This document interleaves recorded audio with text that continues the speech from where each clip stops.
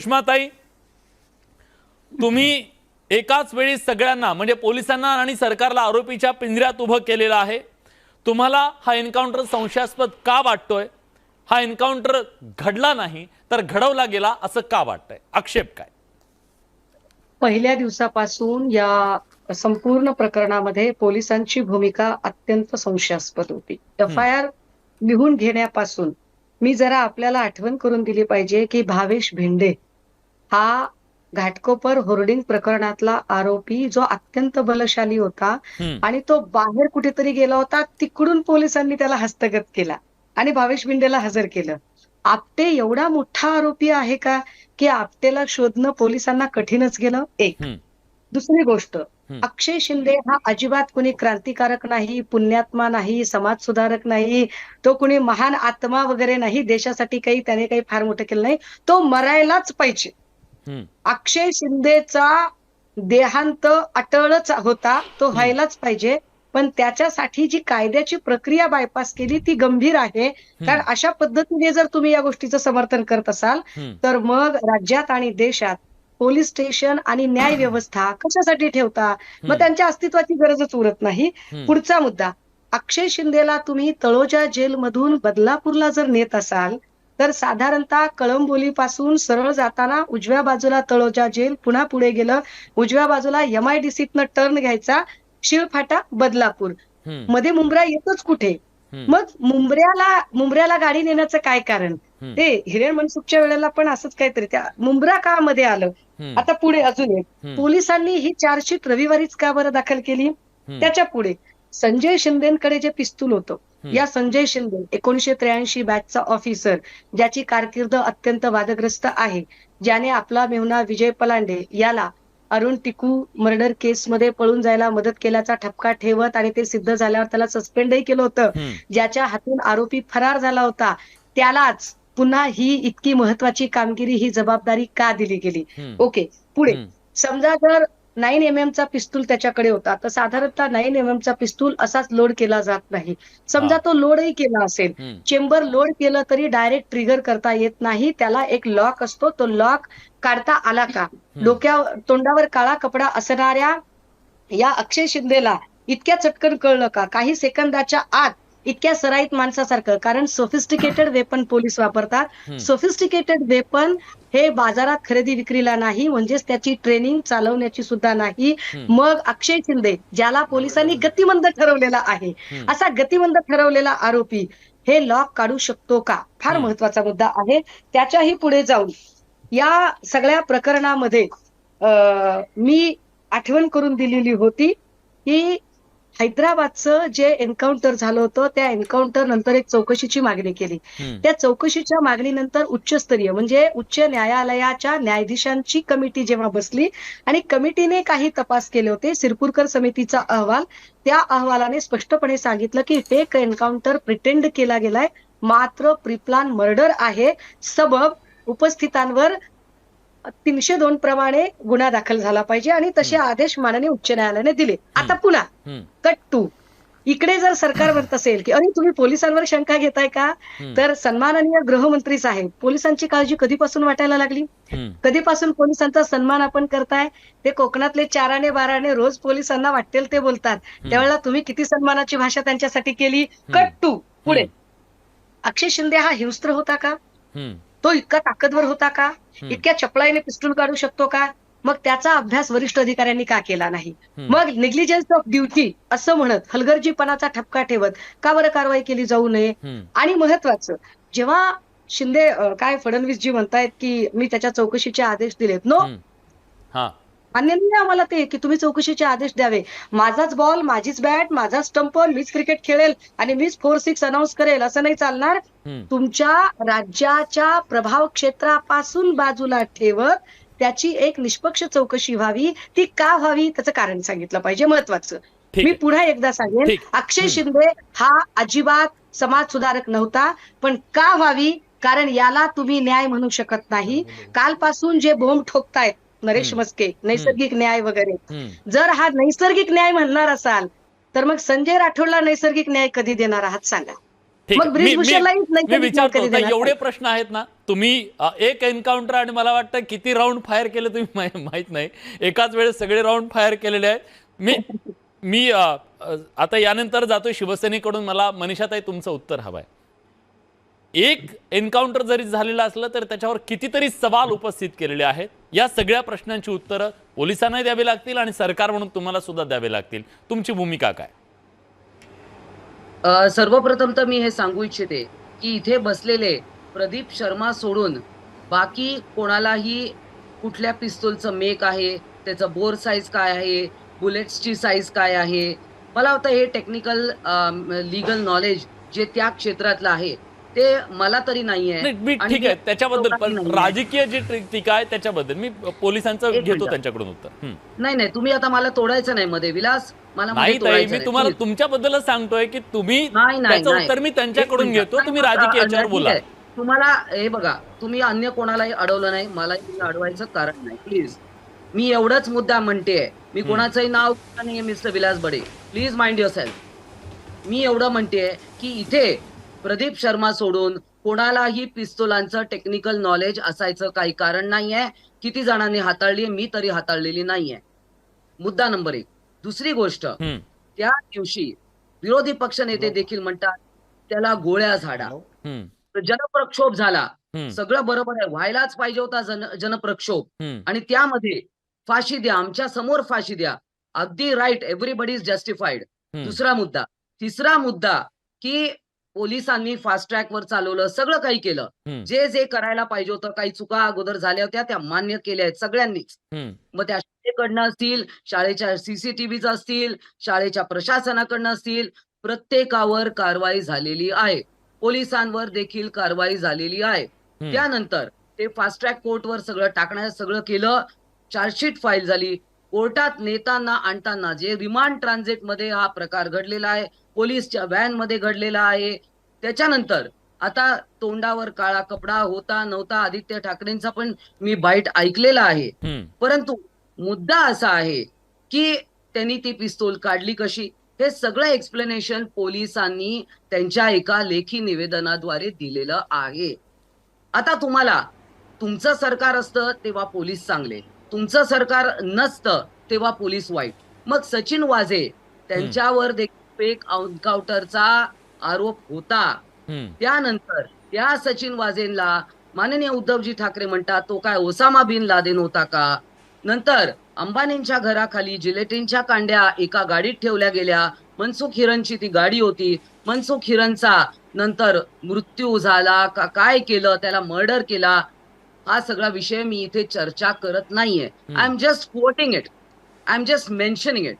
हे झाल्यानंतर आता त्या अक्षय शिंदेचं आज जे काय झालं, अर्थातच आम्ही अजूनही म्हणतो की हा नियतीचाच खेळ होता आणि तो संपायला पाहिजे होता. आपल्या सगळ्यांची इच्छा होती की याला ठेचून मारावं. म्हणजे आम्हाला प्रत्येकीला, कोण आमदार आहे, नगरसेविका आहे, कोण सामान्य बाई आहे, त्या प्रत्येकीला वाटलं की माझ्या ताब्यात आला तर मी त्याला झोडून काढीन, ठेचून मारीन. परंतु आपल्याला पब्लिकली फाशी देते. मग अशी मी आदित्य ठाकरेंचा बाईट ऐकला की पब्लिकली फाशी द्यायला पाहिजे होती कायद्याच्या चौकटीत बसत असेल तर. आता मला सांगा, पोलिसांनी स्वसंरक्षणासाठी पिस्तूल चालवली असेल, गोळ्या झाडल्या असतील, तर ते देखील त्यांच्या पोलीस मॅन्युअल मध्ये असेल की स्वसंरक्षणासाठी त्यांनी पिस्तूल चालवली. आता त्यांनी पिस्तूल हिसकवली कशी, हे टेक्निकल नॉलेज, मग ते डाव्या साईडला होती, उजव्या साईडला होती, तो पोलिसांनी उत्तर देण्याचा प्रश्न आहे. ठीक आहे. आणि म्हणून आज कालपासून बदलापूरमध्ये आनंदाचं वातावरण आहे. कारण अशा आरोपीला असंच झालं पाहिजे. आज अनेक ठिकाणी आम्ही पेढे वाटले, आनंद उत्सव साजरा केला. तो कसा मेला, काय मेला, तो मेला आणि त्याची गत्तीच व्हायला पाहिजे होती. हे आज पब्लिक मध्ये जाता येताना आम्हाला थंब दाखवत होते की जे काय झालं ते चांगलं झालं. आणि याही पुढे विलासजी बडे मी तुम्हाला सांगू इच्छिते की आज या मला असं वाटतं त्या अक्षय शिंदेचा आता एन्काउंटर झाला, परंतु विरोधकांचा देखील आज पॉलिटिकल एन्काउंटर झाला. मुद्दा तोच आहे, मला त्याच मुद्द्यावर यायचं आहे. चालू आहे. ठीक आहे, त्यासाठीच मी येतो. मी खरं तर मला सिद्धार्थला या चर्चेत आणायचं होतं, पण ताईंवर दोघांनी आरोप केलेला आहे, वाझेंचा मुद्दा उपस्थित केलेला आहे. दोन गोष्टी, राजकीय एन्काउंटर ताई तुमचा झालेला काय विरोधकांचा, जो आरोप आता केला गेला? बालिश स्टेटमेंट आहे माझ्या कुठल्याही, म्हणजे हैदराबादचं जेव्हा एन्काउंटर झालं होतं पब्लिक डोमेन मध्ये माझे व्हिडिओ उपलब्ध आहेत, मी तेव्हाही म्हटलं होतं की अशा पद्धतीने कायद्याची प्रक्रिया जर कोणी बायपास करत असेल तर ती खपवून घेतली जाणार नाही. आत्ताही माझा तोच मुद्दा आहे. दुसरी गोष्ट, माझ्या ट्विटरमध्ये पहिली ओळ मी लिहिली आहे की अक्षय शिंदे मरायलाच पाहिजे, त्याचं समर्थन करणं, त्याला ग्लोरीफाय करणं हा मुद्दाच येत नाही, कारण तो कोणी क्रांतिकारी नव्हता. पण आठवण करून दिली पाहिजे की या देशात संविधानिक व्यवस्था आहे. अजमल कसाबला सुद्धा आपण शिक्षा देताना एक प्रोसेस फॉलो केली.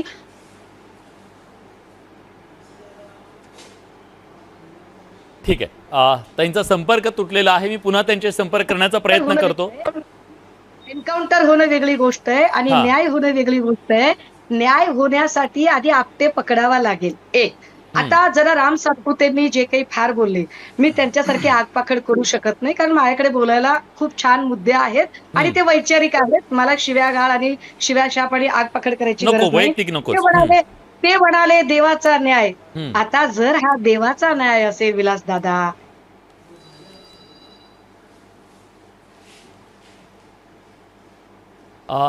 ताई तुमचा आवाज पुन्हा गेलेला, मी येतो तुमच्याकडे. मग तुम्ही क्रेडिट कशाला घेताय ऊर बिडवून? हा. ऊर बडवू नका तुम्ही. देवाचा न्याय आहे तो आणि असा देवाचा न्याय. बरं, याच्या उपर सरकारने केलं म्हणायचंय का आणि योग्य केलं म्हणायचंय का? तर मग ब्रिजभूषणला न्याय कधी देणार? त्याला नैसर्गिक न्यायाने शिक्षा कधी करणार तुम्ही? संजय राठोडचा काय करणार? तुम्ही असे किती एन्काउंटर करणार?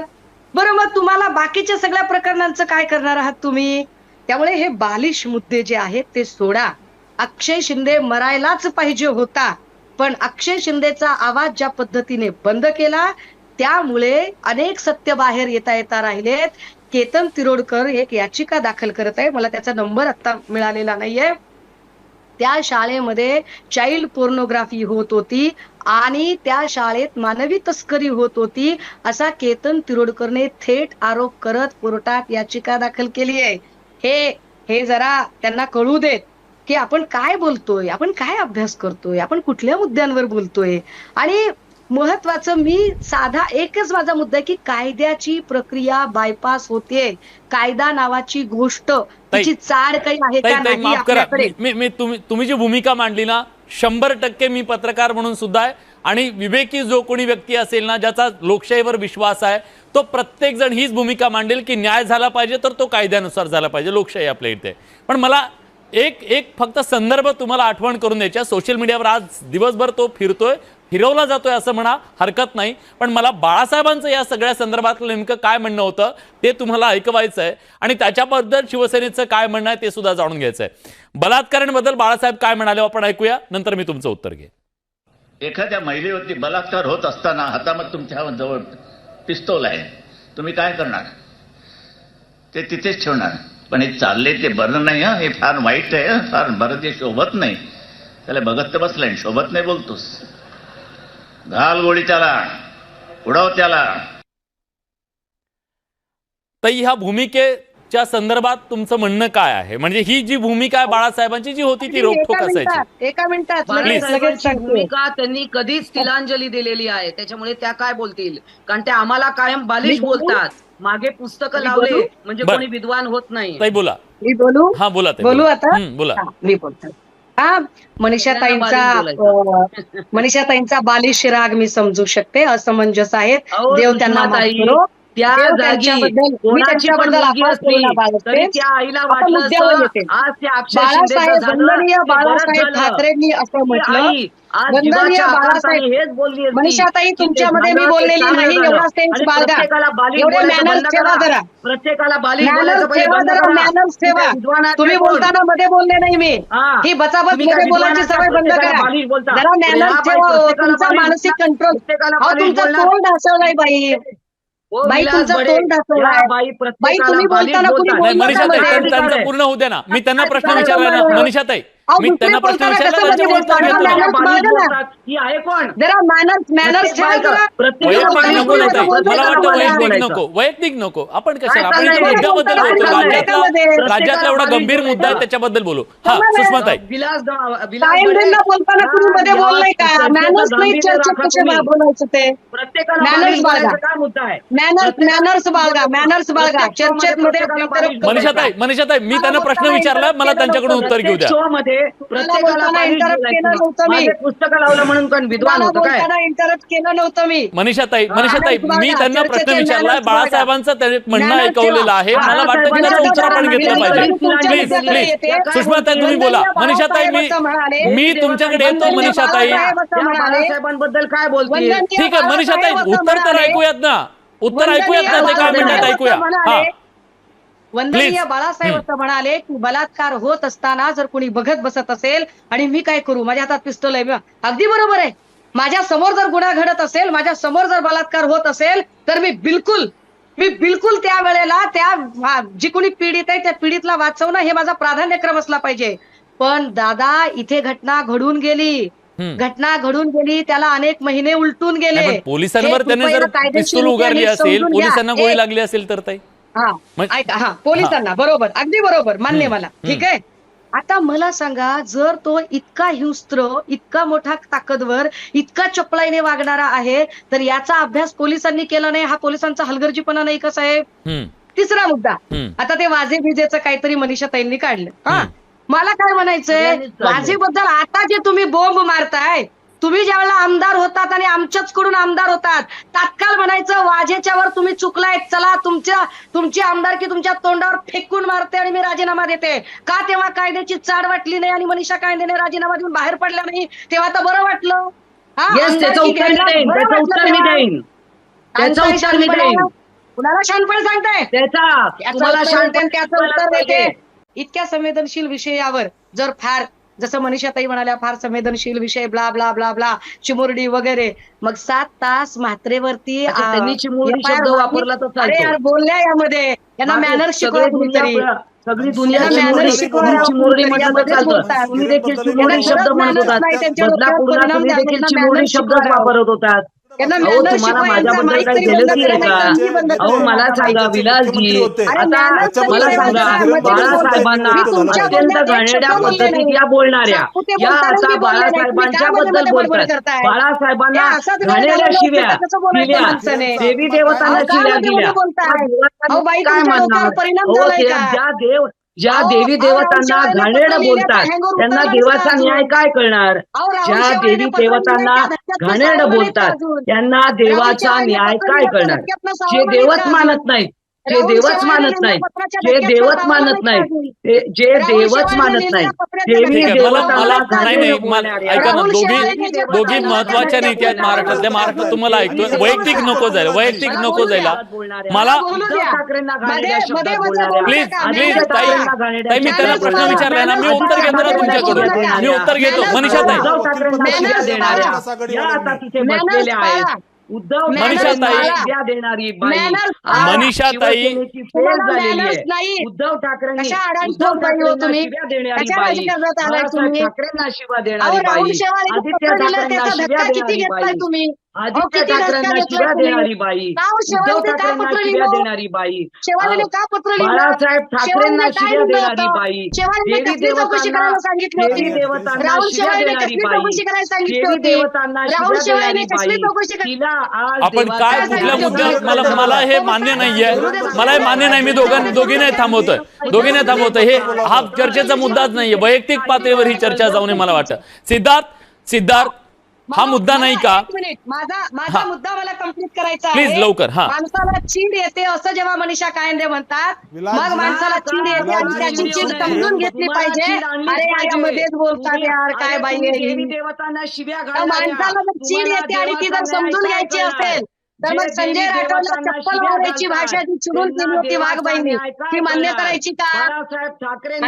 फार महत्वाचा वेळ आपण वाया घालवतोय. खरंच खूप नाही हे मान्य नाहीये. सिद्धार्थ तुम्ही बोला. प्लीज महत्वाचे याचा मुद्दे मी आहेत. निषेध करतो. या ठिकाणी या एन्काउंटरच्या अनुषंगाने हा. पोलिसांवरती जर हल्ला तो करत असेल हा. तर पोलिसांना स्वसंरक्षणाचा अधिकार नक्कीच आहे. हा. पण एक लक्षात घ्या, कसाब सुद्धा काही पोलिसांवर फुलं नव्हता उधळत हो.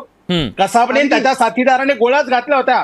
ओंबळेंना शरीरात गोळ्या घुसलेल्या असताना त्यांनी प्रयत्न हा केला की कसाब जिवंत पकडला जावा, जेणेकरून याच्या मुळाशी जाता येईल. हे इंटेन्शन असतं, जो त्यांचं कर्तव्य असतं पोलिसांचं. या ठिकाणी अक्षय शिंदे मारला म्हणून पण प्रश्न सिद्धार्थ, संपलेला एक मुद्दा आहे ना नाहीये. याच्या सिद्धार्थ, मुळाशी सिद्धार्थ जर का कुणी आपल्या असेल, आपल्या महत्त्वाचं न्याय जर काही व्यवस्थेचं हे nexus अपयश असेल, म्हणायचं ते बाहेर का? येण्याचा मूळ जो सिद्धार्थ, स्रोत होता, तो माझा संपवलेला सवाल, आहे. सिद्धार्थ माझा सवाल आहे, आपल्या न्याय व्यवस्थेचं, इथल्या प्रशासनाचं, सगळ्यांचं, आपल्या सगळ्यांचं अपयश म्हणायचं का? की एखाद्याचा एन्काउंटर झाल्यानंतर, गुन्हेगाराचा एन्काउंटर झाल्यानंतर इथं पेढे वाटले जातात आणि त्यांना इन्स्टंट न्याय झाला अशी भावना जनतेमध्ये होत असेल तर याचा अर्थ काय घ्यायचा आपण? त्याचा अर्थ हाच आहे की इथल्या राजकीय पक्षांनी जो द्वेष, जी हिंसा, जो उन्माद समाजामध्ये पेरलेला आहे आणि जे एक प्रकारे इथल्या गुन्हेगारांना अभय देऊन मोकाट सोडलेलं आहे, त्यांच्यावर कारवाई होत नाही. अशा वेळेला कुठेतरी एखाद्यावर कारवाई झाल्याचा लोकांना आनंद होणार. जर न्याय व्यवस्था सक्षम केली, जर पोलीस यंत्रणा सक्षम केली, जर योग्य पद्धतीने न्याय निवाडा झाला राजकीय हस्तक्षेपाशिवाय, तर जनता अशा वेळा पेढे वाटणार नाही. जनता सवाल विचारेल की योग्य पद्धतीनं प्रक्रिया पार न पाडता एन्काउंटर कसा झाला. आमची सहवेदना आहे त्या पोलिसांसोबत ज्यांना गोळी लागलेली आहे. आमचं म्हणणं नाही की पोलिसांनी मरावं, पोलीस वाचला पाहिजे, तो सक्षम असला पाहिजे. एक आरोपीला घेऊन जाणारे 4 पोलीस जर का त्याच्या गोळ्यांचे भक्षस्थानी जात असतील तरी पोलीस यंत्रणा सक्षम असल्याचं लक्षण आहे की ती पंगू झाल्याचं लक्षण आहे. या ठिकाणी खूप जी महत्त्वाच्या मुद्द्याला हात सिक्युरिटीची घातला ज्यांची तुम्ही. व्यवस्था आहे, ज्यांना दर दिवशीला आरोपीला, कुख्यात आरोपींना एका ठिकाणाहून दुसऱ्या ठिकाणी न्यायचं काम करावं लागतं, त्यांच्यावर त्यांचीच पिस्तूल घेऊन जर का एखादा आरोपी जर का गोळ्या झाडत असेल तर पोलीस दलाची अवस्था काय केली देवा भाऊनं? हा कुठला देवाचा न्याय आहे? या देवाच्या न्यायाबद्दल बोला. मगाशी जे काही सांत्वन भेटीबद्दल बोललं गेलं की पोलिसांची कुणाला भेटच घ्यायचं सुचलं नाही. या पोलिसांची काळजी कधीपासून सत्ताधाऱ्यांना वाटायला लागली? पुण्यामध्ये कोयता गँगने अक्षरशः हायदोस घातला. या कोयता गँगने पुण्यातल्या पोलिसावर वार केला. तर त्या पोलिसाला भेटायला किती लोक गेले बरं सत्ताधाऱ्यांमधले? दुसरी महत्वाची गोष्ट अशी की सांत्वन भेटीचं जर बोलत असाल तर पुण्यात गँगवॉर मध्ये एक जण मरण पावला आणि गँगवॉर मध्ये मरण पावल्या गुंडाच्या घरी सांत्वन भेट करायला सत्ताधाऱ्यांचे आमदार नितेश राणे गेले. त्यांनी पोलिसांच्या सन्मानाबद्दल न बोललेलं बरं. आणि महत्वाची गोष्ट की पोलिसांची जर तुम्हाला एवढी म्हणजे काय चीड यायला पाहिजे